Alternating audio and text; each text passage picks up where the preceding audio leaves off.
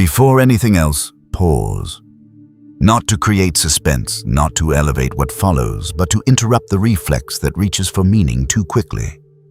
A pause is not empty space. It is a refusal to rush interpretation. In moments of uncertainty, the mind accelerates. It scans for signals, patterns, declarations that can anchor it. This acceleration feels productive, even necessary, but it often bypasses discernment. So the pause comes first, not as drama, not as a command, but as a reset. Nothing is being announced here. Nothing is being bestowed. The pause exists to slow the impulse to immediately decide what this moment means, because meaning chosen too fast is rarely chosen freely. Periods of uncertainty reliably awaken the same human response across cultures and eras, a heightened search for coherence. When familiar structures weaken social roles, relationships, belief systems, future plans, the psyche looks for narratives large enough to contain the discomfort. This is not a flaw. It is an adaptive response. Humans are meaning-making beings. When the ground feels unstable, we do not merely want answers, we want orientation. We want to know where we stand, what matters, and whether the unease we feel is pointing somewhere purposeful rather than random. In such seasons, language that offers identity, direction, or destiny becomes especially potent, not because it is necessarily true, but because it addresses a real psychological and existential hunger. That hunger often expresses itself as a longing to feel seen, located, or accounted for within a larger frame. When uncertainty stretches on, the question quietly shifts from, "What should I do?" to "Who am I?" Really? Messages that imply special insight, hidden purpose, or pre-existing significance speak directly to this shift. They reduce ambiguity. They offer relief from the exhausting task of not knowing. Importantly, this does not make those messages manipulative by default, nor does it make the person drawn to them naive or weak. It makes them human. Longing for meaning during transition is not a deviation from strength. It is evidence of engagement with life rather than withdrawal from it.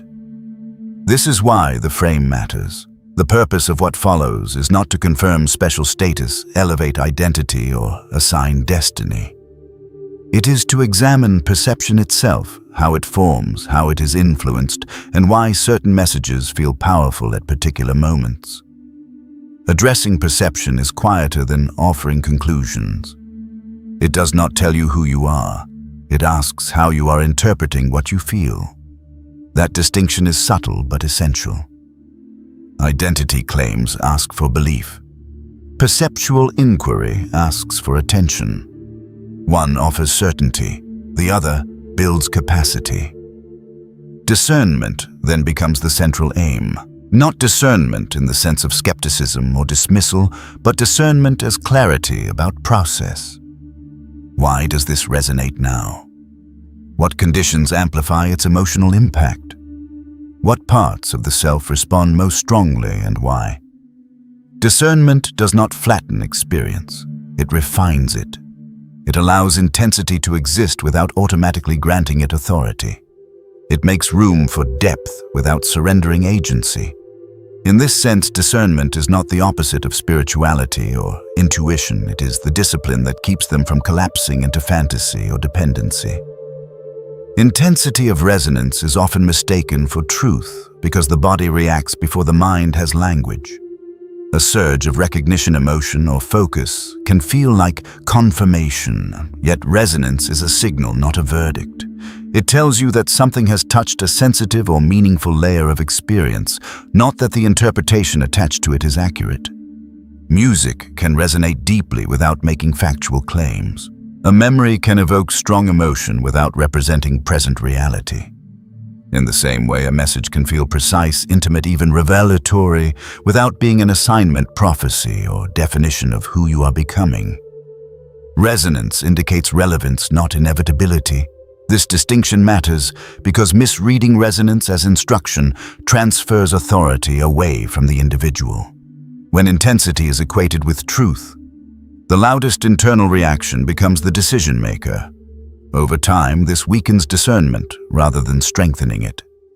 The goal is not to suppress resonance, but to contextualize it, to ask what it reveals about current needs, fears, hopes, or unresolved questions. Discernment does not mute experience. It slows the leap from feeling to conclusion. Equally important is clarifying that attention is not the same as assignment. Something drawing your focus does not mean it has been designated for you in a cosmic sense. Attention is influenced by timing, environment, emotional state, and personal history. It is responsive, not prescriptive. Many people experience heightened awareness during transitions accompanied by a sense that something is happening. Often, something is happening, but internally. Reorganization, not revelation. Adjustment, not elevation. Confusing these processes can create unnecessary pressure to perform, decide, or declare before understanding has stabilized. The tone, therefore, must remain grounded. Grounded does not mean dismissive. Sober does not mean cold. Reflective does not mean detached. It means resisting sensationalism, the inflation of experience into identity, the escalation of curiosity into certainty, the conversion of inner stirring into external narrative. Sensational framing short-circuits growth by offering answers before questions have fully formed. Grounded reflection allows questions to mature. It respects complexity. It accepts that not everything meaningful arrives with clarity, and not everything intense is directional. There is also a quiet humility embedded in this approach. Humility not as self-diminishment, but as accuracy about scale.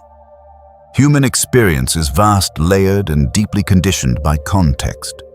Feeling significant does not require being exceptional. Being engaged does not require being chosen. Awareness alone increases responsibility, not entitlement. When messages imply otherwise, they may temporarily soothe uncertainty, but they often introduce a subtler instability, the fear of losing the identity they confer. Discernment protects against this by keeping authority internal and responsibility intact. This introduction, then, is not a threshold into special knowledge. It is an invitation to remain present with uncertainty without rushing to resolve it through identity claims. It asks for patience with ambiguity and respect for process. If something real is forming, it will not require inflation to sustain itself. If clarity is emerging, it will withstand examination. And if meaning is being built, it will deepen through attention, not declaration. So stay with the pause. Let the pull towards certainty be felt without being obeyed. Let resonance inform curiosity rather than command belief. What follows is not meant to tell you who you are, but to strengthen how you see, because perception, once clarified, does not need to be reassured. When a person is emotionally or psychologically unstable, not in a pathological sense, but in a transitional one, the experience of being singled out carries disproportionate power. Instability heightens sensitivity. Familiar reference points loosen routines no longer reassure, and internal narratives lose their coherence. In that state, the psyche becomes more permeable to external framing. Being singled out during such a period does not merely feel affirming, it feels organizing. It gives shape to the ambiguity.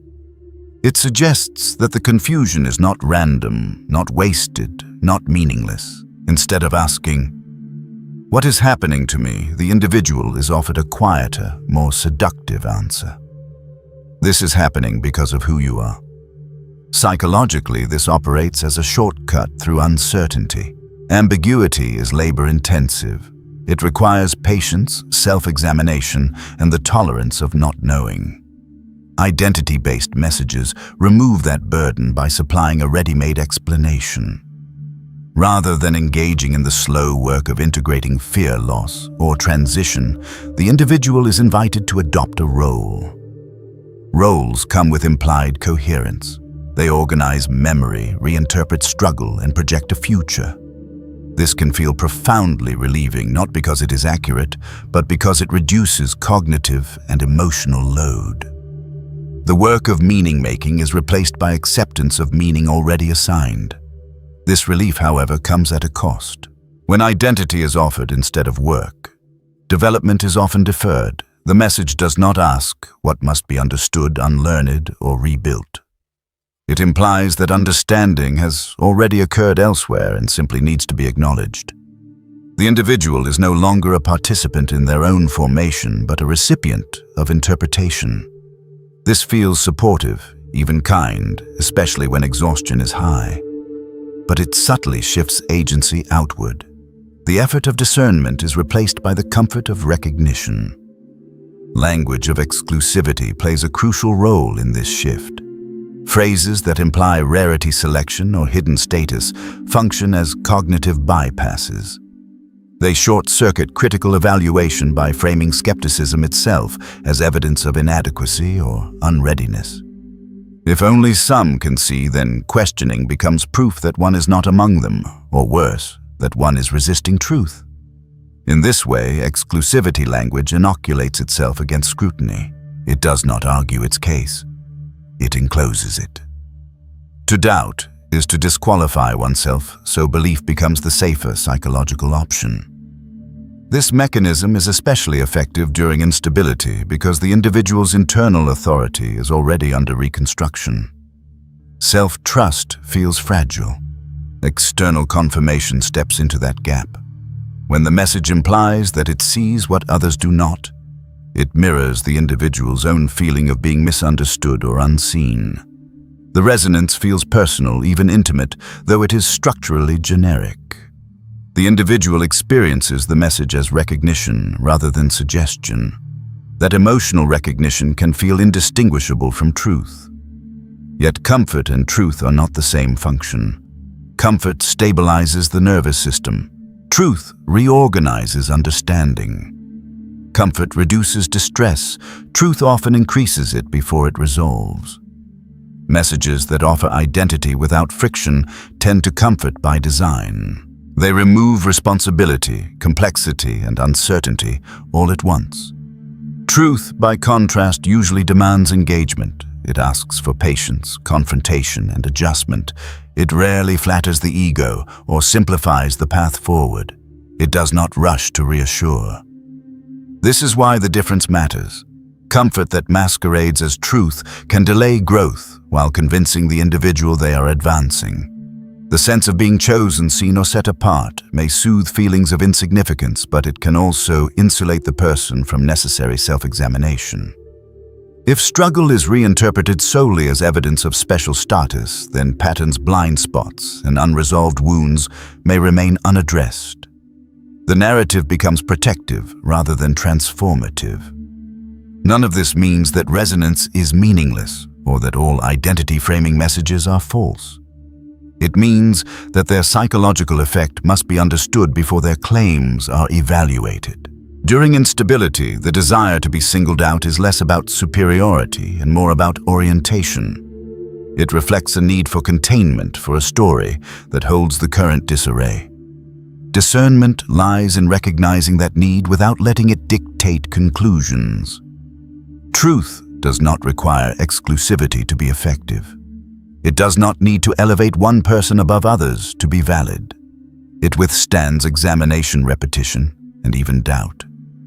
Comfort, on the other hand, often depends on immediacy and insulation.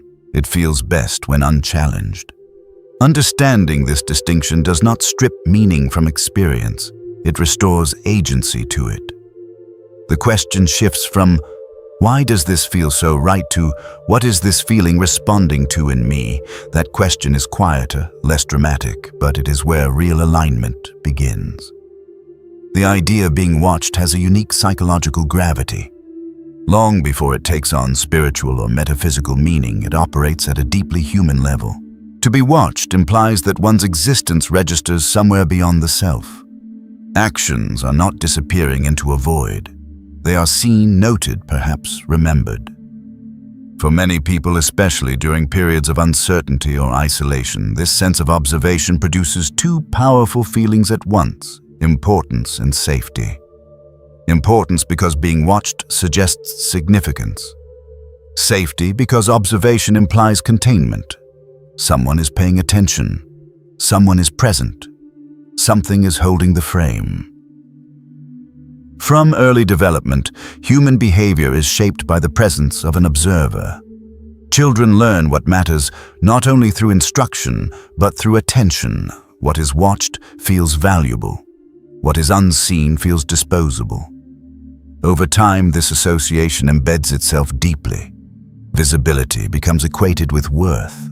When that dynamic later reappears in spiritual or moral language, being seen by God, by the universe, by higher forces, it taps into an already established psychological structure. The watcher becomes a guarantor of meaning. Even suffering feels more bearable if it is witnessed. Even restraint feels easier if it is noticed.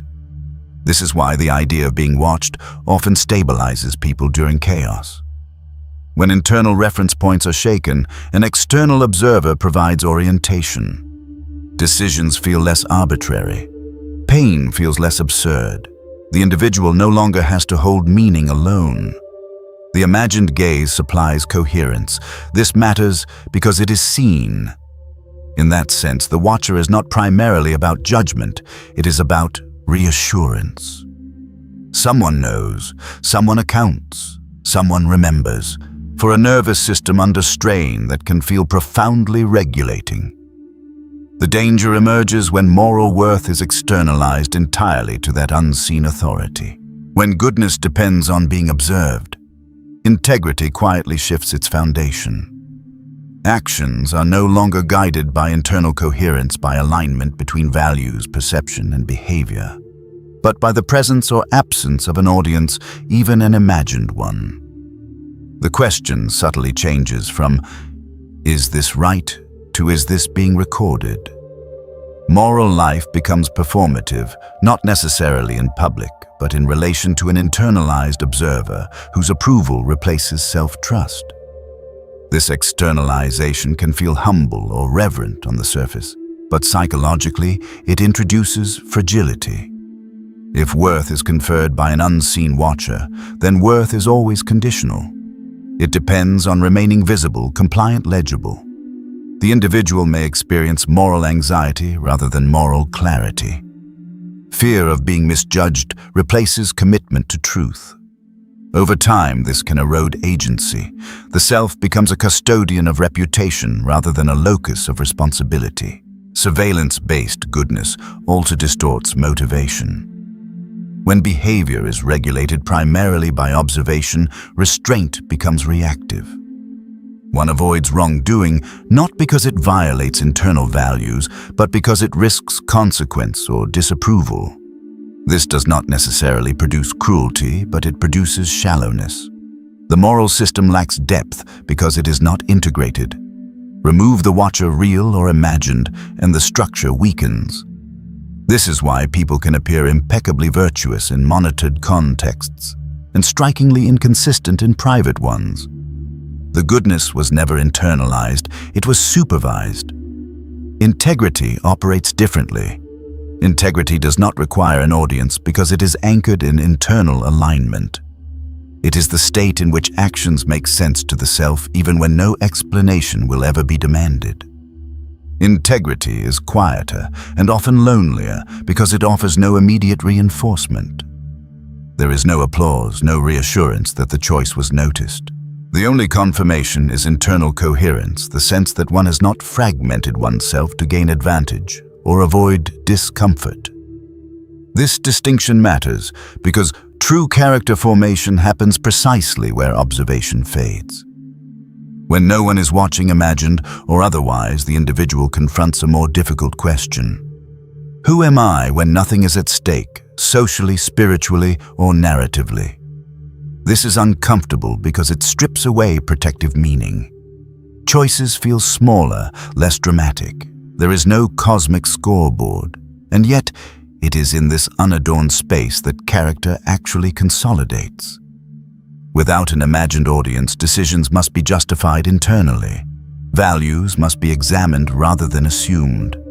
The individual cannot rely on borrowed authority to feel righteous. They must tolerate ambiguity, regret, and uncertainty without outsourcing judgment. This process is slower and less emotionally rewarding, but it is structurally stronger. It produces a self that can act consistently across contexts because its orientation is internal, not situational. There is also a subtle but important difference between being witnessed and being surveilled. Witnessing in its healthiest form does not control behavior, it acknowledges it. Surveillance, by contrast, regulates through the possibility of exposure. Many spiritual frameworks unintentionally slide from the former into the latter. What begins as reassurance that nothing is unseen becomes pressure that nothing is unrecorded. The psyche responds not with freedom, but with vigilance. Moral life becomes tense, hyper-managed, brittle. When goodness is shaped under surveillance, the self learns to split. There is the version that is seen and the version that is hidden. Energy is spent managing the boundary between them. This internal division is exhausting and ultimately unsustainable. Integrity, on the other hand, reduces the need for division. When internal and external behavior align, there is less to manage.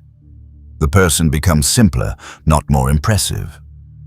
True character does not require the fantasy of constant observation to endure. In fact, it is often weakened by it. Imagined audiences can inflate self-importance, turning ordinary decency into a heroic narrative. They can also create dependency, making it difficult to act when affirmation is absent. Character, formed without such audiences, is less dramatic but more reliable. It does not need to feel special to function. It does not require validation to persist. This does not mean that accountability is unnecessary or that relational ethics disappear. Humans are social beings, and mutual visibility matters. But there is a difference between being accountable to real relationships and outsourcing moral worth to invisible overseers. The former invites dialogue, repair, and growth. The latter invites compliance, fear, and stagnation.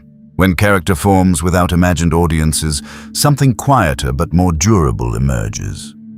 Decisions become less performative and more precise. The individual is less concerned with appearing good and more concerned with being coherent. This coherence does not always feel comforting. It often involves acknowledging unflattering motives, limits, and contradictions. But it also produces resilience. The self does not collapse when praise disappears or when meaning feels thin. It can continue acting with care even in obscurity. Ultimately, the sense of being watched can be a stabilizing transitional support, but it is a poor foundation for mature integrity. Importance derived from observation is borrowed. Safety derived from surveillance is conditional. Character that endures is built in the absence of both. It is formed where no narrative is guaranteed, where no witness is assumed, and where the only question that matters is whether one can live with one's own actions once the room is empty. The shift from internal discipline to external validation rarely announces itself. It does not arrive as a conscious decision to abandon integrity, nor as an explicit hunger for praise. It begins subtly, often in moments of fatigue or uncertainty, when sustaining inner standards becomes difficult and an external signal offers relief. A nod, a label, a story that frames effort as exceptional rather than simply necessary. Over time, this shift reorganizes motivation. What once came from an internal commitment to coherence starts to depend on being seen affirmed or narratively elevated. Internal discipline is quiet by nature. It operates without witnesses and without guarantees. It asks a person to act consistently, even when the action produces no immediate reward, no reassurance, and sometimes no visible result. This is demanding, not because it is heroic, but because it is repetitive and unspectacular. External validation, by contrast, introduces compression. It turns long stretches of ambiguity into a single moment of recognition. Effort is retroactively justified. Endurance is converted into meaning without requiring ongoing internal negotiation. The psychological appeal is obvious. When external validation enters the picture, uncertainty decreases. One no longer has to continually ask, "Is this worth doing?" because the answer arrives from outside. Identity becomes stabilized by feedback rather than maintained through reflection. In unstable periods, emotional, social, economic, this can feel like rescue. The self is no longer responsible for holding its own standards. They are mirrored back by an approving authority. But this is also where discipline quietly erodes. Discipline depends on an internal reference point, a sense of rightness that does not fluctuate with recognition. When validation becomes central, discipline becomes conditional. Effort is sustained not because it aligns with values, but because it is expected to be acknowledged eventually. Even if the acknowledgement is imagined or deferred, its promise changes the nature of the act. The work is no longer sufficient on its own. Integrity does not require cosmic applause precisely because it is not performative. It is not an audition for approval, divine or otherwise. Integrity is the condition of being able to stand behind one's actions without needing them to be witnessed, rewarded, or elevated into a story. It is grounded in the relationship between perception and behavior, not between behavior and recognition. When integrity is present, the question is not, who will see this, but does this align with what I understand to be true? The idea that goodness requires applause, cosmic or social, confuses reinforcement with foundation. Reinforcement can strengthen behavior, but it cannot replace the internal structure that makes the behavior meaningful in the first place. When applause becomes necessary, behavior becomes brittle. It depends on conditions beyond the individual's control. Remove the applause, delay it, or cast doubt on its legitimacy, and motivation falters. Integrity, by contrast, can tolerate silence. It does not collapse when meaning is thin because its orientation is inward rather than upward. This distinction becomes especially important when considering small decisions. Most of life is composed of them minor restraints: quiet follow-through, unobserved honesty, choosing not to escalate when escalation would feel justified. These actions rarely feel significant in the moment. They do not announce themselves as character-forming. They simply accumulate. Their importance lies not in their narrative potential, but in their consistency. They shape the self through repetition, not revelation. When small decisions are inflated into grand narratives, something subtle is lost. The decision is no longer allowed to be ordinary. It must be framed as evidence of destiny, virtue, or exceptional status. This inflation may feel empowering, but it distorts scale. Not every act of endurance is a signal. Not every restraint is a milestone. Many are simply what life requires to remain workable. Treating them as symbols of specialness can create dependency on meaning rather than commitment to process. Narrative inflation also introduces comparison. Once endurance is mythologized, it invites ranking. Whose suffering counted more, whose restraint was purer, whose consistency deserves recognition. This quietly undermines integrity by shifting focus from alignment to status. The individual may begin to curate their own story, emphasizing certain struggles while minimizing others, not out of dishonesty, but out of a need for coherence within the inflated narrative. Ordinary perseverance becomes insufficient. It must be exceptional to feel valid. There is also a risk in retroactively mythologizing endurance. Looking back on difficult periods and framing them as evidence of chosenness or special assignment can provide comfort, but it can also obscure reality. Much endurance is not the result of extraordinary virtue. It is the result of limited options. People persist because they must not, because they are heroes. Turning necessity into destiny may feel ennobling, but it can distance individuals from the real conditions that shape them and from others who endured similar conditions without receiving a narrative upgrade. This retroactive myth-making can also flatten complexity. It tends to edit out ambivalence, mistakes, and moments of weakness in favor of a cleaner arc. The past becomes a story of quiet strength rather than a messy sequence of partial decisions, compromises, and survivals. While this can protect self-esteem, it can also prevent learning. If endurance is framed as proof of inherent virtue, there is little room to examine what was actually adaptive, what was harmful, and what might be done differently in the future. Integrity does not require that one's past makes sense as a story. It only requires honesty about what happened and responsibility for how one responds now. It allows endurance to be what it often is: unglamorous, incomplete, sometimes resentful, sometimes mechanical. There is dignity in that ordinariness. It does not need to be elevated to be meaningful. Meaning can emerge from use, not from narration. When internal discipline is intact, small decisions matter precisely because they are small. They are manageable, repeatable, and largely invisible. Their power lies in accumulation, not symbolism. Choosing not to lie when a lie would be convenient does not need to be framed as moral heroism. It matters because it preserves internal coherence. Choosing to rest, to stop, to refrain from retaliation, these actions matter because they prevent fragmentation, not because they signal destiny. External validation tends to compress time. It promises that effort will be redeemed, that meaning will be delivered as a package. Internal discipline stretches time. It accepts that many actions will never be redeemed narratively. They will simply be part of how one lived. This acceptance is difficult, especially in cultures saturated with storytelling and optimization. But it is also freeing. It releases the individual from the burden of needing their life to add up to something impressive. The risk of mythologizing ordinary endurance is that it makes future ordinariness intolerable. Once a person believes their past restraint was evidence of special status, they may feel entitled to exception later. Or they may feel pressured to continue performing endurance even when rest or change is needed because the narrative demands consistency. Integrity is replaced by loyalty to a story. Growth becomes harder because deviation feels like betrayal, not adjustment. A more grounded alternative is to let endurance remain. Endurance.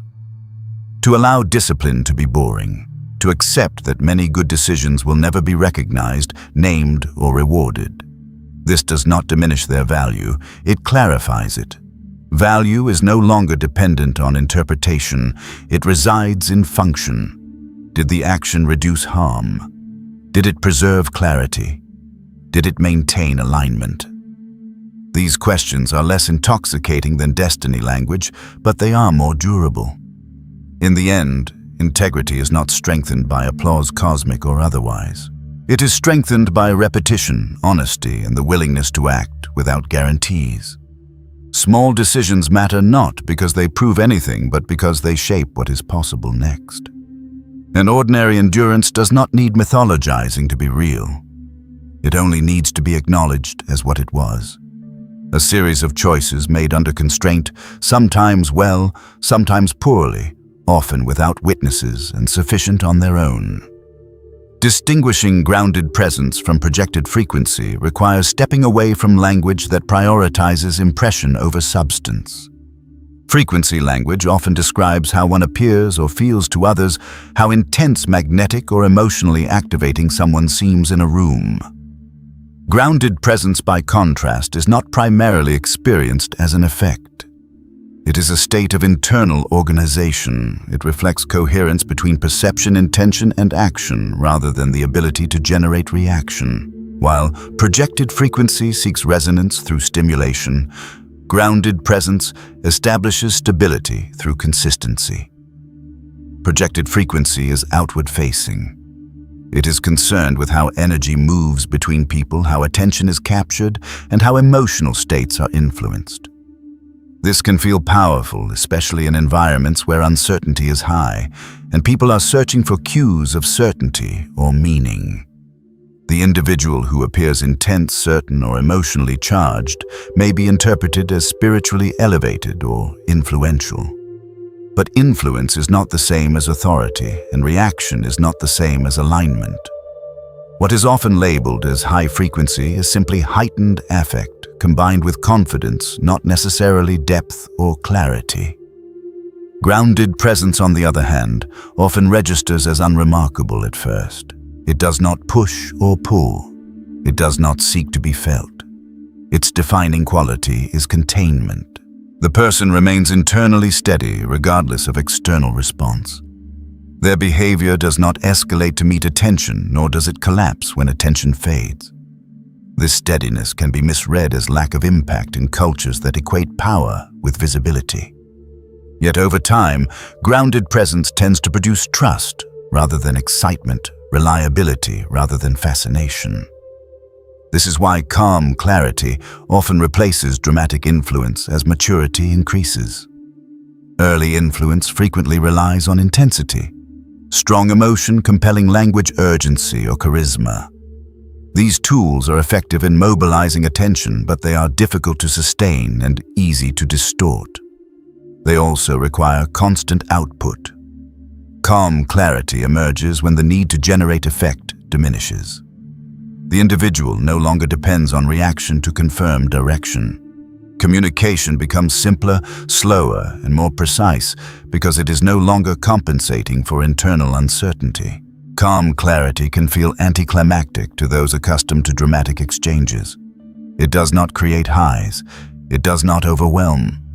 Instead, it creates space. It allows others to orient themselves without pressure.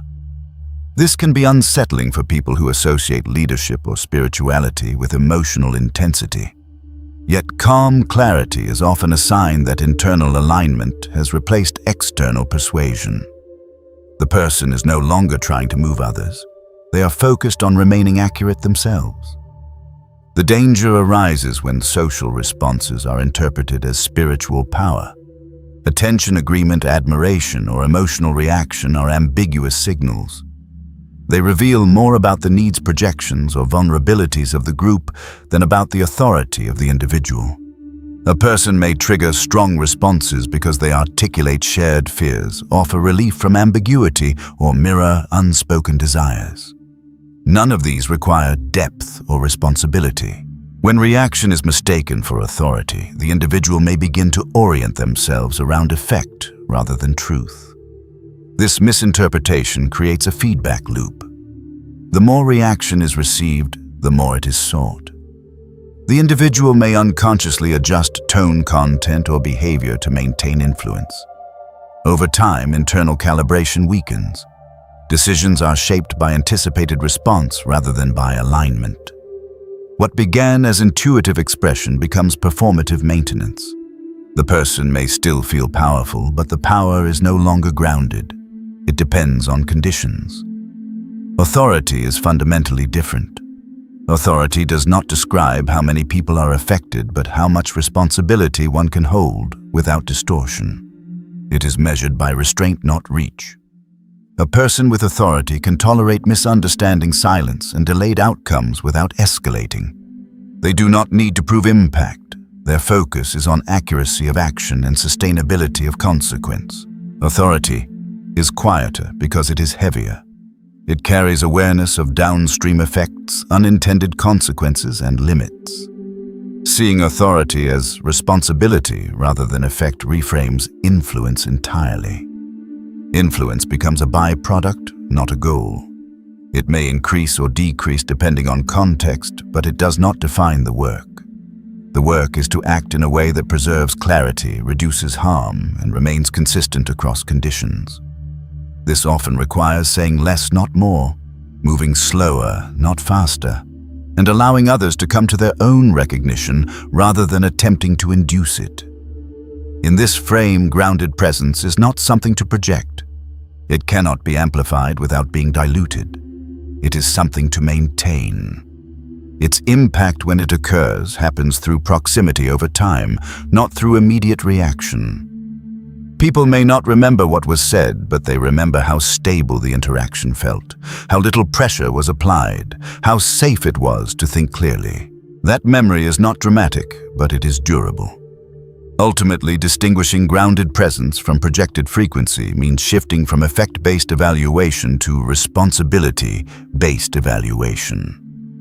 Instead of asking, "How did others respond?" the question becomes, "Did this action remain coherent under pressure?" Instead of seeking signs of power, one assesses capacity for restraint. In this way, calm clarity is not a loss of influence, but a refinement of it. And authority is no longer confused with the ability to move people. It is understood as the ability to remain intact while acting in ways that matter. Intuition often feels heightened during periods of transition because the structures that normally organize identity, expectation, and behavior are temporarily loosened. When routines dissolve and familiar reference points shift, attention naturally turns inward. The mind becomes more alert to subtle cues because it is no longer operating on autopilot. This heightened sensitivity is not necessarily a sign of special insight or external guidance. It is a natural adaptive response. In moments of uncertainty, the nervous system scans more broadly for meaning, coherence, and direction. What is often experienced as strong intuition is the psyche recalibrating in the absence of stable external anchors. During transitions such as loss growth, relocation, relational change, or identity restructuring, the mind is actively trying to reorganize the story of the self. Old frameworks no longer fully explain current experience, but new ones have not yet solidified.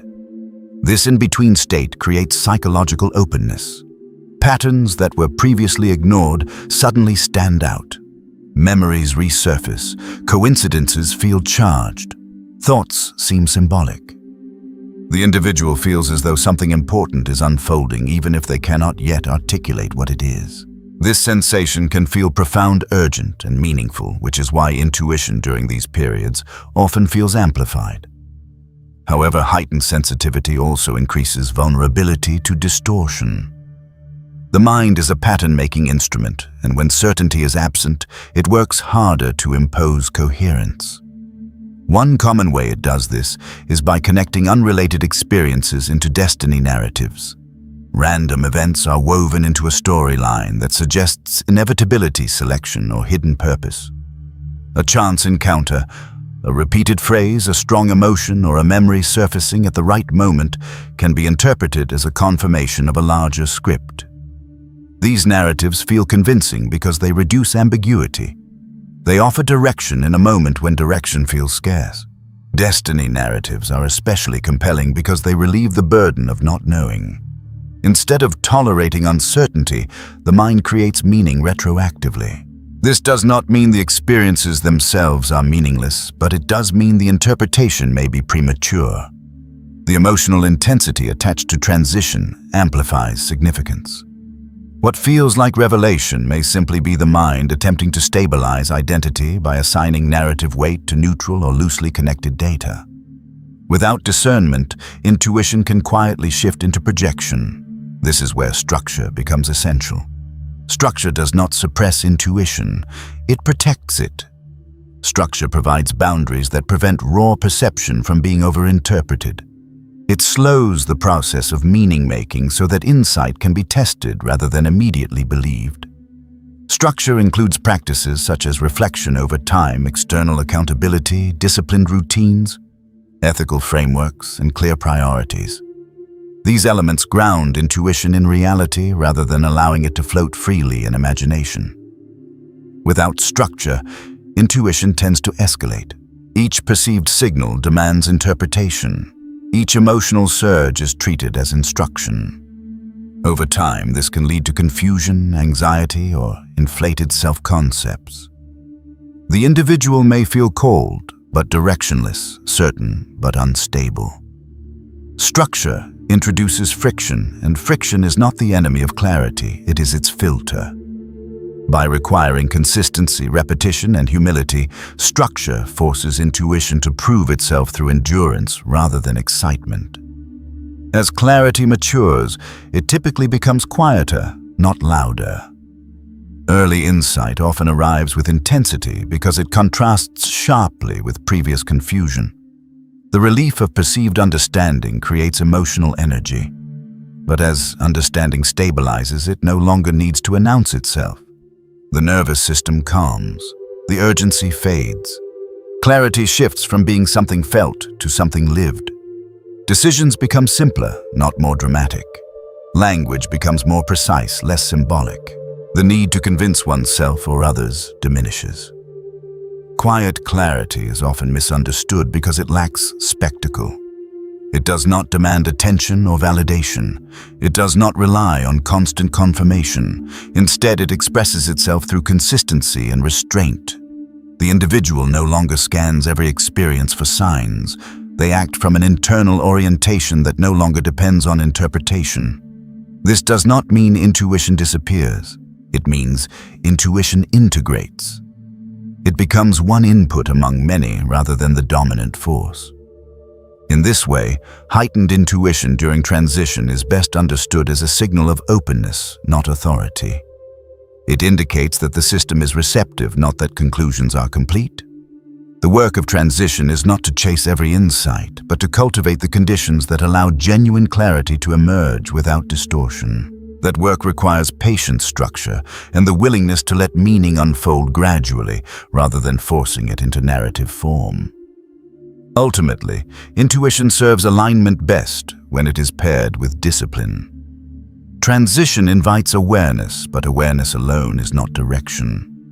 When structure holds perception steady, intuition refines rather than inflates. And when clarity finally settles, it does so quietly, without urgency, without drama, and without the need to be named as destiny. Humans naturally seek signs during periods of uncertainty because uncertainty destabilizes the sense of control that the mind relies on to function efficiently. When outcomes are unclear and familiar structures weaken the brain, shifts from execution to interpretation. Instead of acting within known parameters, it begins scanning the environment for cues that can restore orientation. This is not a spiritual flaw or a psychological weakness. It is an adaptive survival mechanism. In unpredictable conditions, meaning becomes a substitute for certainty. Signs provide the feeling that events are ordered, guided, or at least intelligible, which reduces anxiety and preserves coherence when direct knowledge is unavailable. This search for signs intensifies when personal identity is in flux. During transitions, grief, growth, failure, awakening, or redefinition, the self is not yet fully reorganized. In these moments, symbols offer temporary scaffolding. A repeated phrase, a coincidence, a dream. Sudden emotional surge can feel like communication because it supplies direction where none yet exists. The mind is not asking, "Is this true?" but "Does this help me move forward?" Signs answer the second question quickly, even when the first remains unresolved. Confirmation bias plays a powerful role in strengthening the sense of inevitability that follows. Once the mind suspects a meaning or trajectory, it begins selectively noticing information that supports that conclusion, while filtering out what contradicts it. This happens largely unconsciously. Neutral events are interpreted as reinforcement. Ambiguity is resolved in favor of the emerging narrative. Over time, the accumulation of evidence feels overwhelming, not because it is objectively strong, but because opposing data has been quietly excluded. What began as a tentative interpretation hardens into perceived destiny. Confirmation bias is particularly effective when emotions are involved. Emotional resonance gives experiences weight, and the brain equates emotional intensity with importance. The stronger the feeling, the more significant the interpretation appears. This creates a feedback loop. The belief heightens attention. Heightened attention produces more perceived signs, and those signs deepen belief. Inevitability emerges not from external compulsion, but from internal reinforcement. The narrative begins to feel as though it is revealing itself when in reality it is being continuously curated. This is where the difference between reflection and prediction becomes critical. Reflection looks backward and inward. It examines experience to extract understanding, pattern, and meaning without assuming direction. Reflection asks, "What has this revealed about me?" rather than, "What does this mean will happen?" Prediction, by contrast, projects meaning forward. It assumes that interpretation implies outcome. Signs become forecasts, symbols become instructions. The future is treated as encoded in the present rather than shaped through ongoing choice, discipline, and constraint.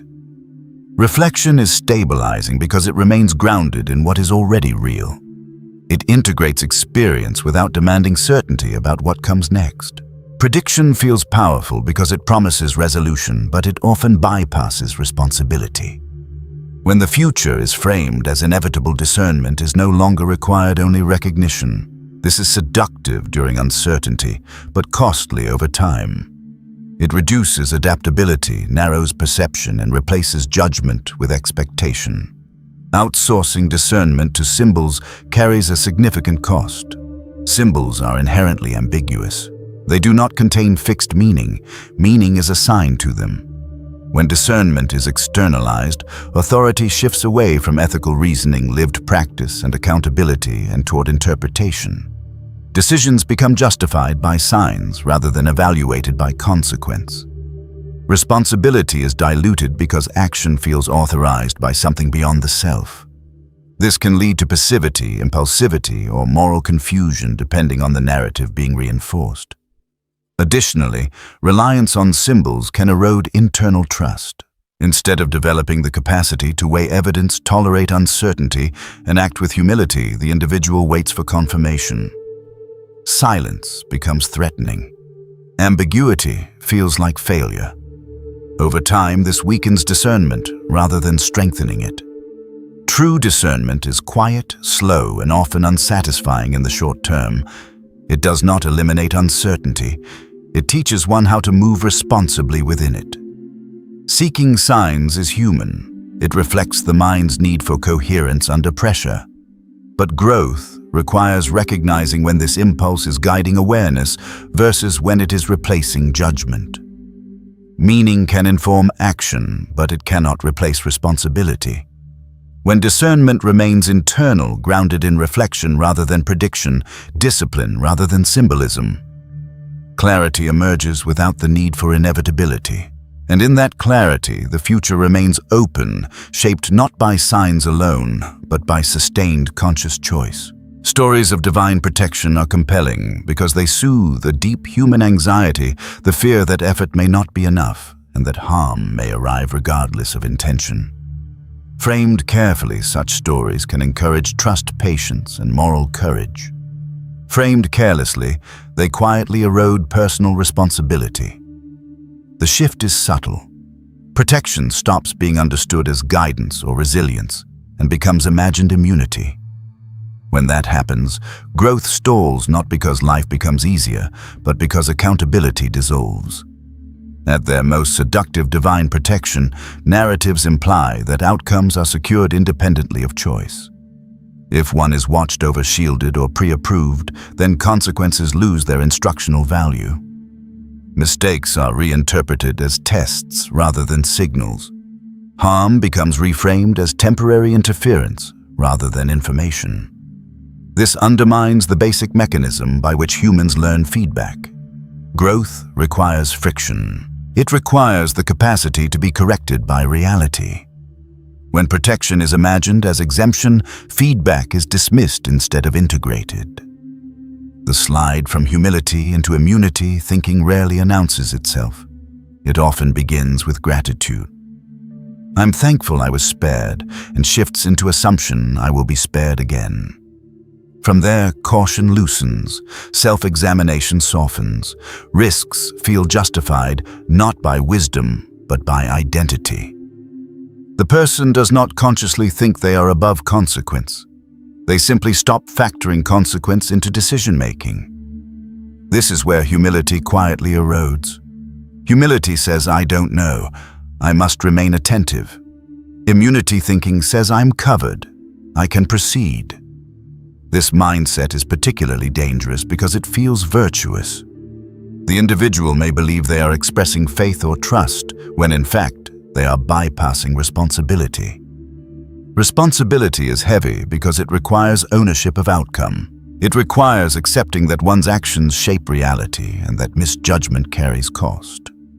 Immunity thinking lightens that weight by transferring authorship elsewhere. If protection is guaranteed, then failure cannot fully belong to the self. Learning becomes optional. Growth, however, does not occur through exemption. It occurs through consequence that is metabolized rather than avoided.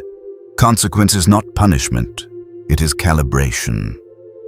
When an action produces harm, discomfort, or loss, the nervous system learns. The mind refines judgment. Values move from abstraction into practice. Without consequence, values remain theoretical. A person may speak about integrity, patience, or courage, but without being tested by outcome, those traits are unproven and unstable.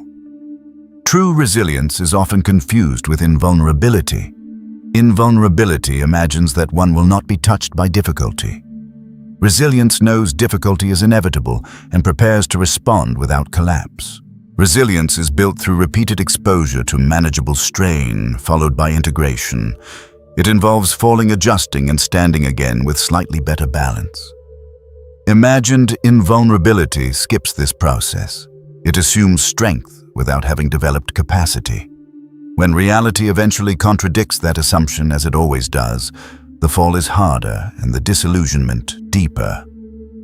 Another cost of divine immunity narratives is moral distortion. If protection is assumed, then harm to others can be minimized or rationalized. If this were wrong, it wouldn't be allowed. This logic externalizes ethics and weakens conscience. True moral development requires the ability to evaluate one's actions independent of outcome. It requires asking not, "Was I protected?" but "Was I responsible?" Protection stories that bypass this question subtly replace ethical reasoning with outcome-based validation. There is also a social consequence. When people frame themselves as divinely protected, they may unconsciously distance themselves from shared vulnerability. Others' suffering can feel like evidence of lesser alignment rather than different circumstance. This fractures empathy. It creates an invisible hierarchy where hardship is interpreted as personal failure and ease as spiritual endorsement. In such systems, compassion shrinks and comparison grows. A healthier framing recognizes protection not as exemption from consequence, but as capacity to endure it without disintegration. Protection in this sense is not about avoiding storms, but about having a vessel that can survive them. It does not remove responsibility, it intensifies it. If one believes they are supported, the appropriate response is greater care, not less. Greater restraint, not entitlement. Greater accountability, not immunity. True resilience is quiet. It does not announce safety or demand proof of favor. It shows itself in how a person responds when things go wrong, whether they learn, repair, and adjust, or whether they retreat into narratives that preserve identity at the expense of growth. The strongest individuals are not those who believe nothing can touch them, but those who know they can be touched and still choose to act with integrity. In the end, stories of protection are not inherently false, but they are incomplete. Without consequence, they infantilize. Without responsibility, they hollow out character. Growth requires exposure, not exemption. Strength is not proven by imagined invulnerability, but by the disciplined capacity to remain accountable in a world that does not guarantee safety. Opposition narratives are powerful because they give shape to uncertainty. When a person feels internally destabilized, questioning direction, worth, or meaning, the idea of an opposing force provides structure. If there are doubters, enemies, or those who will eventually be proven wrong, then the self is no longer floating. Identity hardens around contrast. The story becomes, "I know who I am because of who resists me." This can feel grounding, but it is a fragile form of stability, one that depends on continued opposition to exist. Imagining the eventual downfall of doubters is especially stabilizing because it resolves tension without requiring integration. It promises future vindication in place of present clarity. Instead of sitting with ambiguity, the mind projects a narrative arc where everything makes sense later. Pain, rejection, or uncertainty are reinterpreted as temporary chapters before reversal. This relieves anxiety and restores a sense of order. The danger is that relief becomes addictive. Growth slows because the narrative already contains its own reward. There is an important psychological distinction between justice and fixation. Justice is impersonal. It does not require preoccupation with the wrongdoer. It allows the individual to continue living, acting, and refining themselves without needing to monitor outcomes. Fixation, by contrast, binds attention to imagined future scenes: who will see, who will regret, who will fall. Energy that could be used for discernment or repair is instead spent rehearsing symbolic victories. The self remains tethered to the very figures it claims to transcend. Opposition narratives also create moral shortcuts. If doubters are framed as inevitable antagonists, then their complexity is flattened. Disagreement becomes threat. Misunderstanding becomes malice. This simplifies the emotional landscape, but at the cost of accuracy. Real growth requires the ability to tolerate being misread without converting that experience into an identity anchor. When identity depends on being opposed, neutrality feels like erasure, and peace feels like loss. Peace, in contrast, is disengagement. It is the release of the need for resolution through spectacle. Peace does not require others to be corrected, humbled, or punished. It allows unfinished stories to remain unfinished. This can feel unsettling at first because it removes the psychological scaffolding that opposition provides. Without an enemy, the self must stand on its own coherence. That requires internal alignment rather than external comparison. Importantly, disengagement is not denial of harm or injustice. It is a refusal to organize the self around it. Justice may still occur, but it no longer needs to be imagined, anticipated, or emotionally curated. The individual returns attention to what is within their control. Conduct, clarity, restraint. This is where identity matures from something defended into something inhabited. When opposition narratives fall away, something quieter emerges. The need to be right softens. The urge to be seen diminishes. Energy consolidates. The person becomes less reactive, not because they have won, but because they are no longer fighting a story. Peace is not the moment others fall. It is the moment their imagined fall becomes irrelevant. When opposition narratives dissolve, what often surfaces first is discomfort rather than relief. Without the organizing principle of resistance, the mind searches for something to push against. This reveals how much identity may have been quietly structured around friction. Many people mistake the loss of opposition for loss of purpose, when in fact it is the beginning of autonomy. Purpose that depends on resistance is reactive. It only knows where it stands by knowing what it is against. Once that scaffolding disappears, the individual is faced with a more demanding task to define orientation without contrast. This is where many retreat back into familiar stories of persecution or destiny, not because those stories are true, but because they are easier to inhabit than silence. Silence offers no applause, no villains, no inevitable arc.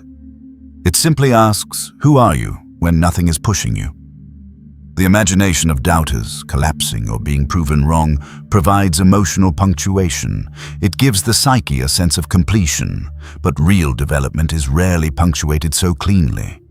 It unfolds without witnesses, without final scenes, without moments where everyone finally understands. This is unsettling for a mind trained on narrative payoff. Yet it is precisely this lack of spectacle that signals authenticity. A person no longer needs others to recognize their coherence for it to be real.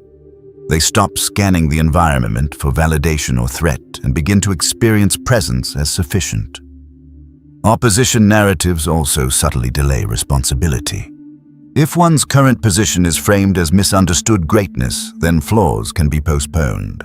Growth becomes something that will happen later once recognition arrives. In this way, imagined future justice replaces present accountability. The self is preserved as potentially perfect, merely obstructed. Letting go of this narrative forces confrontation with limits that cannot be blamed on others. It requires admitting uncertainty without transforming it into destiny. This is where humility enters, not as self-denial, but as accurate self-assessment. Humility allows a person to see both capacity and incompleteness without inflating either. It removes the need to be exceptional in order to be meaningful.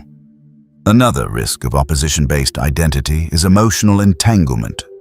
Even when the story promises eventual peace, it keeps attention locked on those who are supposedly irrelevant.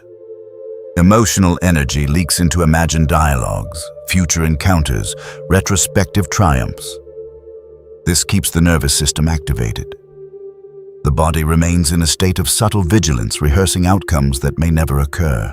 Peace cannot emerge in this state because peace requires a downshifting of attention from hypothetical arenas to immediate reality. Disengagement is therefore not passive. It is an active redirection of energy. It is choosing to invest attention where it produces stability rather than stimulation. Many confuse this with indifference, but indifference is numbness, whereas disengagement is clarity. It is the recognition that not every tension deserves participation. As this shift stabilizes, something counterintuitive happens. The need for justice fantasies diminishes because the self is no longer seeking equilibrium through imagination. Equilibrium is experienced somatically through steadier breathing, clearer perception, and reduced reactivity. The nervous system learns that safety does not depend on being right protected or vindicated. It depends on accurate orientation and consistent behavior. At this stage, the idea of enemies often appears simplistic, even childish. Complexity returns. People who once seemed malicious are seen as limited, distracted, or acting from their own unresolved pressures. This does not excuse harm, but it reframes it. Harm becomes something to respond to appropriately, not something to build identity around. Justice, then, is no longer personalized.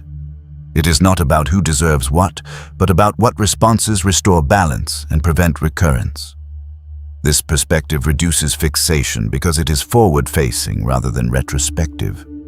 It asks what is needed now, not what should have happened before. Peace emerges here not as victory, but as alignment.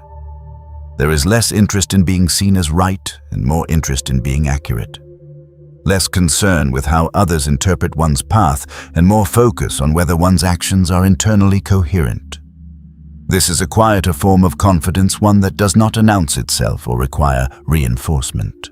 It tolerates being unremarkable because it is no longer performing for an imagined tribunal. Importantly, this shift does not eliminate conflict from life. It changes how conflict is metabolized.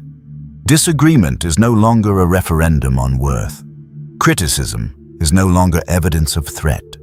Resistance from others is assessed pragmatically rather than symbolically. Some resistance matters, some does not.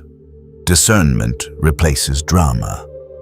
This discernment is only possible when the self is not emotionally invested in being opposed. As long as opposition is needed to stabilize identity, discernment will be biased toward maintaining that opposition. Letting go, therefore, feels like loss before it feels like freedom. There is a grieving process involved, the loss of imagined futures, of dramatic reversals, of the idea that everything will make sense once others fall away. But what replaces it is more durable. Instead of waiting for peace to arrive through external resolution, peace becomes something practiced through disengagement, restraint, and accurate self-relation. The individual stops asking who will see, who will regret, who will be proven wrong, and starts asking what kind of person they are becoming through repeated choices. This is slower work. It offers no cinematic payoff, but it produces something opposition narratives cannot: stability that does not depend on anyone else's position. In this stability, there is room for compassion without superiority, firmness without hostility, and clarity without spectacle. The need for enemies fades because the self no longer requires contrast to exist. What remains is presence, unadorned, unvalidated, and sufficient.